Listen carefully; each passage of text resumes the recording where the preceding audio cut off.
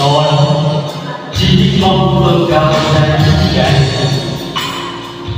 giờ con lặng yên đến chừng ngồi tay ngày, vì con luôn muốn về ngày tay chính nơi hai ngày, và khi ấy giữ chân Chúa lòng yêu mến Chúa. Cuộc đời này lòng con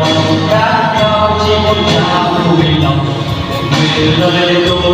nguyện con yên nhà đẹp lòng. Con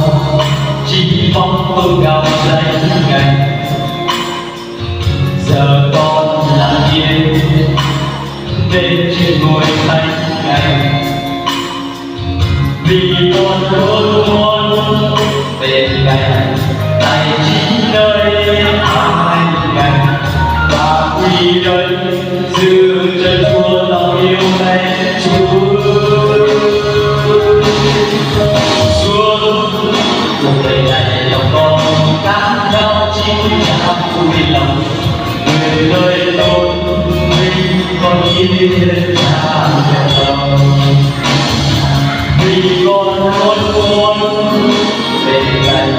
tay chính nơi hai ngày,